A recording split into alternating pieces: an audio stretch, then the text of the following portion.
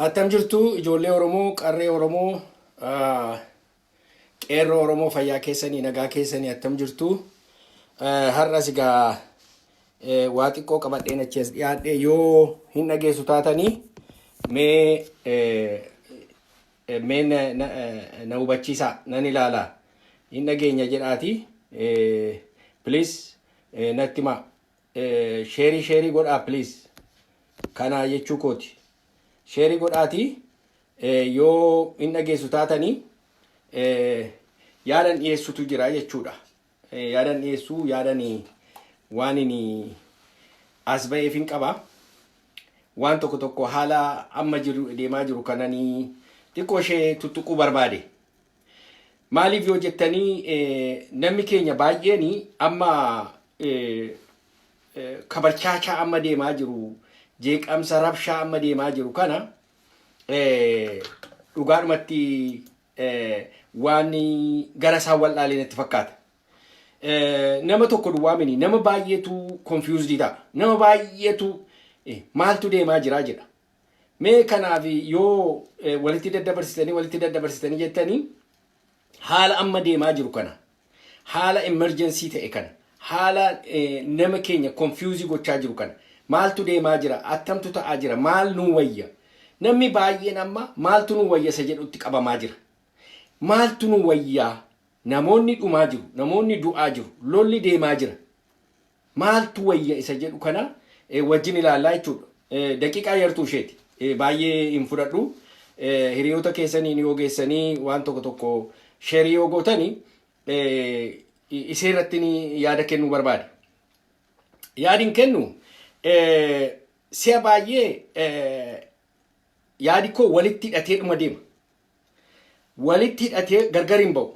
Gargar hin ba'u maaliifi warri actorsiin warri biyya sana keessaa sheekii godhanii, muuvii godhanii, dubbii kana borcanii, laaqanii, gara fuulduraatti deemsifnanii, wal'aansoo qabaa jiranii, kan iyyaa jiran, kan waa tokko tokko gochaa jiranii, dhugaa dubbachuudhaafi hamma tokko namoota beekamoodha. Namoota filootii godhantu jira. Namooti filootii godhan kuni wal'aansoo kana gara barbaadanitti harkisu, tokko gara natti harkisu, tokko gara sitti harkisu, tokko gara natti harkisu. Wal'aansoo kuni waraabessa lafee argatee lafee wal harkatti harkisu ta'e. Gidduutti waraabessa lama sadii gidduutti asii achi harkifama. Isa moo'itu fudhatee sokkaa jechuudha. So kanaafi uummanni Oromoo kana gidduu dhaabatee takka achi harkifamaa, takka as harkifamaa kanatu deemaa jira. Kanatu natti dhaga'ama, kanatu natti mul'ata. Maanyi osuma deemnu, utuma dhidhiibannu, utuma gangalannu, utuma jennu haqatti dhiyaataa dhufne. Haqatu ija keenya dura dhaabbate amma nu ilaalaa jira ija keenya keessa. Haqatu ija keenya keessa ilaalaa jira. Yoo dhuguma muuxannoo isaa qabaanne, beekumsa isaa qabaanne, wal'aansoo wanta inni barbaadu yoo qabaanne karaa nu irra deemnutu jira. Yoo immoo muuxannoo isaa hin qabnu, garaa isaas hin qabnu, murannoo isaas hin qabnu, humna isaas hin qabnu, yaada isaas hin qabnu, enerjii isaas, fedhii isaas hin qabnu ta'e karaan kunuutti. Amma gaa karaadhuma sanatti dhiyaataa jirra. Utuun jaallatin achi dhaqaa jirra. Kanaaf egaa amma maal wayya? Mee callumadhaatti taa'aa ilaala. Reyaalitii dhufee ija keenya keessa ilaalaa jiru kana. Haqa nutti adeemaa jiru kana attamitti ilaaluutu nurra jira ilmaan Oromoo. Attamittiin ilaaluutu nurra jira. Amma yoo ilaaltanii waa tokkoon isinitti hima. Si'a baay'ee warri shakers and movers warri jedhamu warri kana sochoosaa jiru nama sadii Siriis Tuujis jedhee lafa kaa'e. Abiyyi Lammaadhaa fi Jawaar jedhee lafa kaa'e. Aan ammayyuu taanaanii serkilii sana keessaa hin baane. Garuu hidda qabu. Dudduuba isaaniitii hidda qabu. Abiyyi hidda qabaa. Lammaan akkasii, Jawaaris akkasii. Hidda qabu. Hidda karaa booddeedhaa qabu. Supporterii qabu, warra yaada isaanii fudhatanii fiiguun qabu, warra afarsan qabu, isaan immoo kan gubbaa isaanii taa'ee monitorii godhutu jira. Achiin dhaqu, achi isin geessee mataa isin hin naannessu. Haa ta'u isuma asittanii isin ibsu yaala. Amma Abiy maalitti jira yoo jettanii, Abiy gaa bilxiginnaadha, gadi baafatee bilxiginnaadha, hin sooromnaa, maaloodha, biyya badhaadhinaa, maarree jedhaa. Haa ta'uuti haa jedhu malee amma dura akka sasaalfachuu gadi ba'uyyuu sodaachuu ture amma ija baasee gadi ba'eera. Eenyutu gadi baasaa fi daldaltoota qopheeffateera. Warra propagaandaa afuufaniif qopheeffateera. Warra akka fakkeenyaaf warra akka Leencoo Baatii ijuma xaragatanii warra sobaniif qopheeffateera. Amma namicha konoreela tokko Garasuu kan jedhan tokko kaleessa interview kenna. Yeroo interview kennuti akkuma jirutti hunduma isaa soba. Biyyi nagaadha, Wallagga keessa waan tokko hin jiru, Gujiin keessi qulqullaa'eera, biyyi kun nagaadha, maaloodha jedhee haasa. Warra akkasii kana warra integrity hin qabne, warra qaanii hin qabne, warra garaa isaatiif deeman kana recruitii godhe qopheeffateera Abiy. Jara kana gadhiiseera. Tokko immoo har'a Bilaanuu Leenjisoo kan jedhan tokko gadi ba'eera. Jarri kuni dhimma hin qaban. Maaliif yoo integrity qabaatte saalfatta bara. Yoo namummaa kee namummaa qabaatte, yoo nama taate, yoo waan itti haasoftu qaanoftetu qaanofta. Oo kanaa gadiin qaanoftu giddiin qabdu horiidhaan madaalta. Ani namni ija lama qabaan jedha. Ija lama qabaan jedha. Iji taa tokko, inni tokko, giruupiin namaa inni tokko iji isaa garaacha keessaan ilaala. Giruupiin nama tokko immoo iji isaa mataa keessaan ilaala. Giruupiin iji isaanii mataa keessaan garaacha keessaan ilaalu haasa'an hojii hojjetan commitmentii qaban hundumtuu garaacha isaanii keessaan ilaala. Garaacha isaaniitiin madaalu. Garaa koo mana naa guutaa, mana akkasiin argadhaa, jireenya akkasiin argadhaa, maal naa kennasa jedhu garaadhaan madaalu. Warri kan biraan immoo sammuudhaan madaalu. Seenaa sodaatu. Seenaa biyya garaa garaa argu. Bilisummaan maal akka ta'e beeku. Lubbuu koo kenneetaniin inni ittaanu, dhaloonni ittaanuuf hadarbu jedhu. Isaan kun warra sammuudhaan ilaalanii. Warra garaachaan ilaalanii fi warra sammuudhaan ilaalantu baay'ate Oromoo keessa. Inumayyuu garaachaan warra ilaalantu baay'eedha. Kan filootii godhu wal'aansoo kana keessatti what is in it for me? Keessaa maalan argadha? Warri jedhugaa iji isaanii garaacha keessaan ilaala jechuudha. Isaan kanatu baay'ate. Isaan kana immoo warri nafxanyootaa ijoolleen Habashaa kan warra Oromoota keessa warra akkasii kana hamma dulloomanii otontoranii waggaan isaanii du'a qarqara ta'anii halkan tokko buluun warri hafee fi ta'anii Habashaa warra galateeffatantu jira. Hin dhageessu abaluu jechuun barbaadu. Warra akkasiitu jira. Abiy warra akkasii kana barbaadee adamsee qabee garaacha isaaniitiin itti dhaqa. Warra sammuu isaaniitiin deebuu barbaadu immoo kaanaan itti dhaqa, qawweedhaan itti dhaqa. Isaani integrity qabu, self respect qabu, of ulfeessu, saba isaaniitiif ulfeessu, saba isaaniitiif wareegamuudhaaf kutataniiru, saba isaaniitiif deemuudhaaf kutataniiru, isaaniin immoo qawweedhaan itti dhaqa. Karaa lamaanuu deema Abiy. Abiy egaa baay'ee biiziidha kanaan. Isa abbaa garaay horiitti kennuudhaan, manatti kennuudhaan, makiinaatti kennuudhaan, jireenya tottoshuudhaan waan akkasiitiin itti fiiga.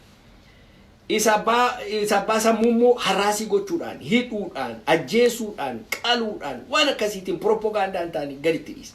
Akkas. Egaa amma Abiy kan hojjetaa jira. Warri Lammaan immoo maal hojjeta? Lammaan immoo nama cleverii ta'uu barbaadu tokko addunyaa kanarratti osoo namni beeku, osoo uummanni beeku, osoo namni hundumtu ilaalu nama cleverii ta'u lafuma duwwaa nama cleverii ta'uu barbaadu tokkotu jira. Oromoo kana baay'ee undermine godhaniiru, baay'ee tuffataniiru. Guyyaa fuula tokko agarsiisa, halkan galagalee dhaqee Abiy bira seenee fuula kan biraa agarsiisa. Guyyaa fuula tokko agarsiisa, halkan fuula tokko agarsiisa. Guyyaa fuula tokko agarsiisa, halkan fuula tokko agarsiisa. So inni kun egaa namooti akkasii kuni hamma danda'an uummata jalaa dhokachuudhaaf, uummata duuba hojjechuudhaaf gara booddeetti hin deebi'an. Isa kana hojjetaa jira. Har'a amma maalti jira?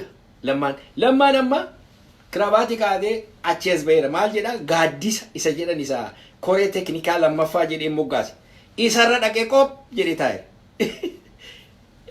Mee dhaqaa picture isaan ka'an ilaala for heaven's sake. warri picture isaanii argitan yoo argitanii achi keessa eenyu fa'i jira warra akka taa'ee danda'a warra maaloo biltsiginnaatu jira jeneraali biltsiginnaadhumatu jira egaa isaan koree tekinikaati isaan kun egaa araara koree araaraati eenyuun araarsuu deemu maaliif deemu namni jedhee gaafatu hin jiru jarri kuni kanaaf organized ta'an jawaar isaanii immoo eessatti argatanii kafaa'ootti argatan achi keessa seenee inni immoo burqee raasee uummata miiraa keessa gashee dhufee achi taa'a. Gaafgaafi mana dhoowwatan ajjeesuuf jedhu kana gochuuf jedhu mootummaan tokko si ajjeesuu barbaadeenaan fraction of a second. Namoonni baay'isanii waa'ee mootummaa akka inni itti opereeti godhu namoota hin beeknetti itti rakkata kanatti. Ani karaa kootti rakkadhu jechuukooti. So kanaafi jarri kun hundumtuu walii wajjin opereeti godhu akka jigsaw puzzleiti hundi isaanii wal keessa namanii wal duukaa naanna'u. Kan grindii ta'aa jiru kan murmuramaa jiru magaazii kanaan kan murmuramaa jiru yoo jiraate uummata Oromootu sharakkatamaa jira murmuramaa jira. Kanaafitu egaa amma maal gochuu nu wayya jira kana booddee eenyu jira definitely Ingadda Isqeel baay'ee explain gochaa ture akka warri westii marqumaa isaanii hidhatanii booddee dhaabataa jiran. Kanatti harkalaachuun nurra kanatti halkanaan nataanaani Itoophiyaa liwaalaawwinnet jechuun Amaaraa liwaalaawwinnetiidha sana fudhannee afaan keenya qabannee taa'udha. Homa tokko gochuun dandeenya. Yoommoo lakki nuun ta'u kunii jennee immoo hin lollate immoo warra lolu bukkee dhaabannee lolachuudha. Kanuma duwwaa homaa takka optionii tokko hin qabnu ilmaan Oromoo. Ilmaan Oromoo har'a rakkinni guddaan hin qabnu unity. Ilmaan Oromoo tokkuma ta'uu dadhabe. Maaliifi namuma gowwoomsetu fudhatee deema. Namuma gowwoomsetu inni kaan gara sitti harkisa, inni kaan gara natti harkisa, inni kaan achi harkisa, inni kaan as harkisa. Amma har'a warri baay'een isaanii ammayyuu sammuun isaanii filannoo sanarraa warra hin baanetu jira. Filannoon gaafa sana akka ta'e, filannoon kana ta'a, filannoo kana uummata Oromoo fuudhanii filannoo sammuu filannoo keessa. Mind setting uummata Oromoodha akka inni filannoo keessa qophaa'u barbaadu, akka inni filannoo irra taa'u barbaadu. Maaliif already isaan karaa booddee maal hojjetaa jiru? Seera geeddaraa jiru, seera baasaa jiru, Oromiyaa cicciraa jiru, kana gochaa jiru, sana gochuu. Hojii isaanii hojjetaa jiru isaan. Uummati Oromoo isa filannoo jedhanii dura mirmirsan kana ilaala. Kanaaf yaa uummata Oromoo maaluma wayyaaf uummata Oromootiif. Hinuma rakkanne dhugaadhumatti rakkina guddaa keessa jira. Kanaaf amma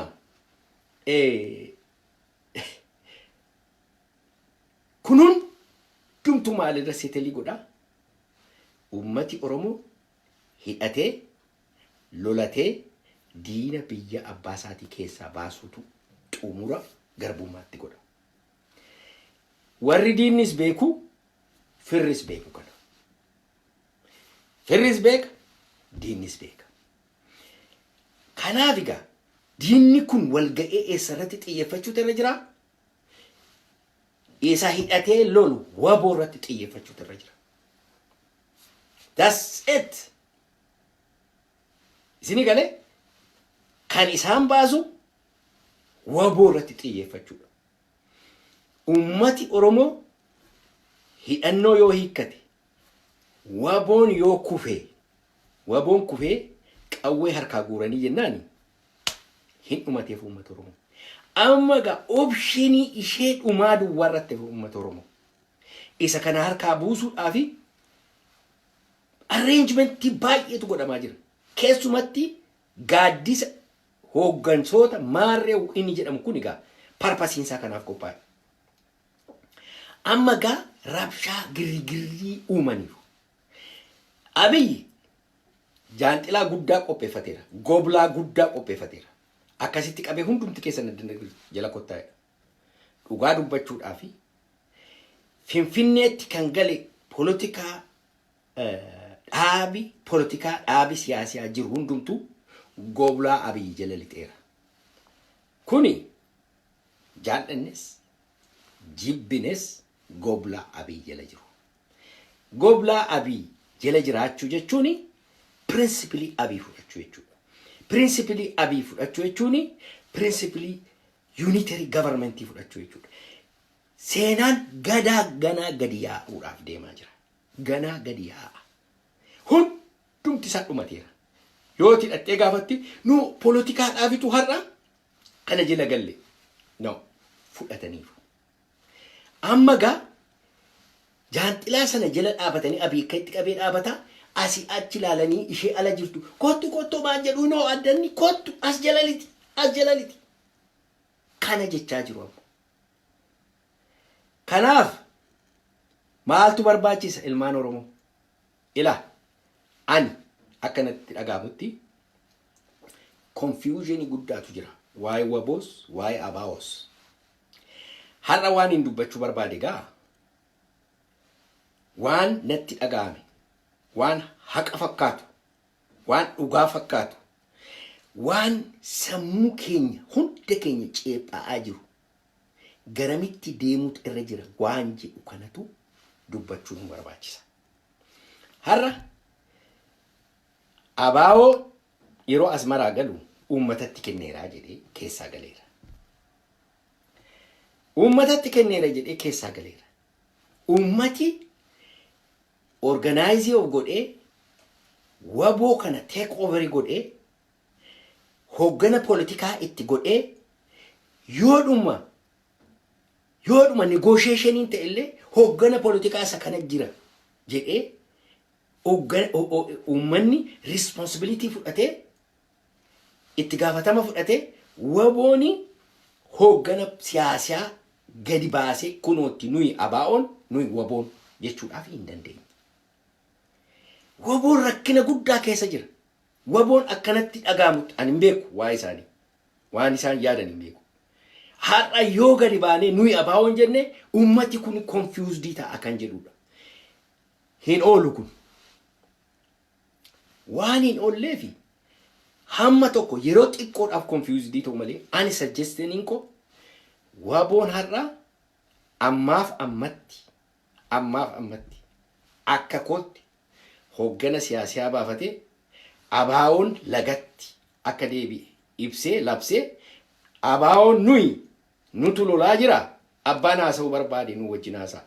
Abaa'oo Abiyyi hin beenu, abaa'oo Lammaa hin beenu, abaa'oo Daawud hin beenu, abaa'oo Jawaar hin beenu jechuu danda'uu qaba waboon gadi ba'e. Yoo kana duwwaa ta'e transparency jiraachuu danda'a. Iftoominni jiraachuu danda'a. Uummanni hundumtuu galagalee kana deeggaruudhaaf deema. Maaliifi uummanni Oromoo karaa qaxxaamuraarra jira. Waa takka gochuu hin danda'u. Tokkoffaa qawwee malee akka waa tokko gochuu hin danda'amne beeka uummata Oromoo. Qawwee sana bira kannanne jawweenni guddaan liqimse isa poolitikaadhaan nan geggeessa jedhu. Hamma tokko warri waraantu lagattafte. Ijoolleen hamma du'aatti waraanaa jirti laga keessa. Amma gaa utuma negotiationiin dhufe eenyutu dhaqee negotiate godha jechuudha. Jiraa wajjin kophaa hin danda'amu. Nama isaani of keessaa hoggana baafatanii abaa'oon kana booddee laga jira jedhamee abaa'oo isa laga jiru wajjin haasa'uutu barbaachisaadha. Kuni waan ummati Oromoo gar tokkotti luucca'ee abaa'oo isa laga jiru, abaa'oo isa lolaa jiru, isa kuffisee kufaa jiru bira dhaabachuu qabu ummata Oromoo. Optionii ummati Oromoo qabu kana duwwaadha. Kanaafi hatattamaanii gara kanatti ce'uu qaba abaa'oon. Abaa'oos deeggaruu qabna, dhiibuus qabna. Waboo jechuu kooti. Waboo deeggaruus, dhiibuus, gargaaruus qabna. Akka isaan gara kanatti ce'anii keessaa baasanii kana booddee nuyi jara kanaa wajjin hin jiru. Jarri kun bakka nuun bu'ani. Ilaa nuyi kan wajjin jirru kunootti hoogganni keenya. Kunootti hojiin keenya. Nu duukaa deemaa nutu sin geggeessa. Walabummaatti sin geessaa jirra. Kunoo. Bilisummaatti sin geessaa jirra. Kunoo.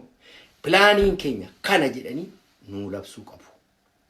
Kana malee amma akka amma jirutti Abiy Ahmed ilkaan isaa banatee qeensa isaa banatee itti qophaa'ee jira. Tokkoffaa amma hin agarra achuma keessaayyuu warra politikaa keessaa gadi ba'anii abalu nama tokko keessaa fuudhanii nama akkasaa nagaa jaallatu hin jiru ilma kooti maaloo kooti borga nama deebi'ee gala amma dhumachuu qaba amma deebi'anii galuu qabu amma dubbiin kun dhumuu qaba jedhanii hodeessuutti kaaniiru already jalqaban nama tokko mini wal'aansoo kana kan geggeessaa jiru wal'aansoon kuni uummata Oromootu geggeessaa jira ilaa baay'isee kan na gaddisiisu har'a kan dhumaa jiru ilmaan Wallaggaa ilmaan Gujiif ilmaan Shawaa Kaabaaf ilmaan Wallootu dhumaa dhiiga kanatu dhangala'aa jira keessumatti Wallagga keessaa dhidheessaa gadi keessumatti gimbii laaloo assaabii fudhattee hamma karaa Najjoo baatee karaa Boojii Coqorsaa Boojii Jirmajii keessa baatee mandii Qilxukaarraa keessa Kamaashii mandii keessa baatee Daabbus keessa baatee hamma dhattee Beegii naannoftee Gidaamii naannoftee Jimma Qullubbii Jimma Horroo Jimma Nunnuu Jimma Tiibbee keessa baatee Garjeeda keessa baatee Ash Anfilloo geesse ol deebitee Dambidolloodhaan baatee hamma Canqaa geesse Canqaarraan ol deebitee hamma dhattee Hawaa Galaan Alam Tafarii Laaloo Qilee Aayira Gullisoo Ganjii akka jirutti akkasumatti namni lafarraa duguugamaa jira dhiigatu dhangala'aa jira warri Finfinnee keessa jirtanii abadan dhiiga Oromootiin hin tadaraaddartan never kuni kana jechuun isin jara sana dhiisaatii dhiiga hamma kana dhangala'e bilisummaa isaaniitiif ijoollee dargaggoo dhumte kana dhiisaatii kotta harka kennaa jechuun koree teknikaa kan biraa dhaabanii ergu jechuun taayitaa ofiitiif dhiiga akkasitti dhangala'e kanaanii tadaraaddaru jechuudha dhiiga kanaan negosheeti gochuu jechuudha dhiigi isaanii dhiiga saree ta'ee jechuudha warri sun bu'aa tokko hin argamu maaliif dhiiga saree ta'aa jedhaa na gaafadha kan inni dhiiga saree ta'uufi abiyyi sanarraa deebi'aan jiru Itoophiyaa tokkoomsuurraa Amaara humnoomsuurraa deebi'aan jiru negotiation jechuun abiyyii fi Amaara jala jilbeenfachuu jechuudha negotiation jechuun lammaadhaaf Amaara sirna Amaara jara jilbeenfachuu jechuudha negotiation jechuun jara kanaafi jara biltsiginnaatii fi Amaara jara jilbeenfachuudha roadmap kani Biraanuu isa jedhan sana Biraanuu Naggaa fudhachuu jechuudha jaallannes jibbines roadmap Biraanuu Naggaa fudhachuu jechuudha ummanni Oromoo dhiiginni kan inni dhangalaase taayitaa nama lama nama sadiitiif jedhee roadmap Biraanuu Naggaa fudhata mee taa'ati ilaala kanaaf egaa amma kan hin jechaa jiru waboo jabeessine waboo dhiibne akka isaan hoggana mataa isaanii hoggana siyaasaa baafatan gochuun kan nurra jiru kanaaf amma kan inni hatattamaan hojiirra oolu kan inni qabu hatattamaan of keessaa warra achi baaruuda fuunfate warra dhukaasaa jiru hinuma danda'u isaantu biyya geggeessa isaantu geggeessuu danda'a isaantu nu geggeessuu danda'a namni tokko kiraabaatii kaa'atee mini kan inni geggeessu faatigii kaa'ateetu biyyi lafa faatigii kaa'ateetu wayyaa ciccitaa kaa'ateetu biyya abbaa isaatii bilisoomse namni tokko walawwalatee shittoo dibateedhaaf miti kanaafitu kan nu barbaachisu har'a achi keessaa humni ba'uutu irra jira maqaasaa baafatee elaa kunoo nuyi kana jenneerra nu beekaa jedhanii achi as ba'u qabu yoo kanaa gadi irbaata warra culullee kanaa ta'u ijoolleen kun irbaata warra bilxiginnaa kana ta'u irbaata warra achi dhiiga isaaniitiin tadaraaddaruuf jedhu irbaata warra isaaniif tadaraaddaruuf jedhu sobanii bilxiginnaa jalatti gashuudhaaf sobanii abiyyi jalatti gashuudhaaf ijoollee Haile Sillaasee ijoollee nafxanyaa jalatti uummata keenya gashuudhaaf warra achi taa'ee qoosu isaanitti harka laadhachuudha isaanitti harka laadhachuu jechuun immoo dhumuu jechuudha immoo dhiigi achitti dhangalee mana keenya keessaa dhiigi dhangala'eera mana keenya keessaa mucaan obboleessa kootii keessatti du'eera kana keessatti mucaa obboleessa kootii du'e fira koo morodaa Muusaa du'e dubartoota firoota koo meeqatu dhume kana keessatti dhiigatu dhangala'e bar akkas nu guba garaa keenya keessa warri achi taa'ee qalladu warri achi taa'ee jookii godhu isaaniif homa tokko miti maaliif itti ba'an kanaan dura dhiigi meeqee dhangala'ee dhiisanii sokkaniif kanaaf inni ani yeroo hundumaa kan hin jechaa jiru hamma danda'ame waboo keenya jabeessuudha, waboo bira dhaabbachuudha, wabooni akka inni nu geggeessu hamma har'aa teknika mataa beekumsa guddaa waan qabaniif hamma har'aatti jiraatan. Maaliif Abiy torban tokkotti hin fixa jedhee kunoo fixeere Gujii keessaa balleesseera, Wallagga keessaa balleesseera hin balleessine. Kanaafanii ani yeroo galgalaa ganama kan hin gubadhu waa'ee kanaati. Waa'ee dhiiga achitti jigaa jiruuti. Ilaa dhaggeeffadhaa jiran. Kuni baay'ee siireesiidha. Baay'ee siireesiidha. Uummata baay'eetu dhume, dhiiga baay'ee dhangala'e, biltsiginnaatti harka laachuu jechuun baduu jechuudha. Baduu jechuudha. Kanaaf uummati keenya jabaatee waboo bira dhaabbatee waboon hooggana poolitikaa siyaasaa goblaa siyaasaa ofiisaatii utubatee achi gadi bahee waboo gaafa sana abaawooni laga galee jennee qulqulleeffannee hundumtuu duukaa hiriiruu qaba. Amma namni qarqara taa'ee kan inni ilaalu namni baay'een Oromiyaan kaabaa kibbi bahaaliti kan inni ilaalaa jiru kana ilaalaa jira. Kanaafi waan wafee ta'anii waboo wajjin taane kana gargaarre kanaan achi as ba'anii hundi keenya isaanii wajjin dhaabannee laga isa nu dura jiru kana ce'uu qabna kan jedhudha. Kanaafi kanarratti hajabaannu Waaqayyo isin haa gargaaru. Ani kana caalaa waan an haasa'u hin qabu. Har'a ishee kana dabarsuun barbaade propagandaan jara kana baay'ee jabaataa dhufe nummoo waboo gargaaruu irratti baay'ee itti jabaachuutu nurra jira. Waboo gorsuun nurra jira, itti dhiyaachuun nurra jira, hamma dandeenye bira dhaabbachuun nurra jira. Bita kaabaa kibbaa bahaalixaa Oromoo wal duukaa hiriiree qawwee wal hidhachiisu saamuu qawwee saamuu hidhachiisu wal gargaaruu danda'u nurra jira ilmaan Oromoo. Badiisi walii wajjin dhiigi dhangala'aa jiru kun akkasittiin akka namni isin kadhadhaa kanuma naa dabarsaan isiniin jedha. Fayyaa ta'a.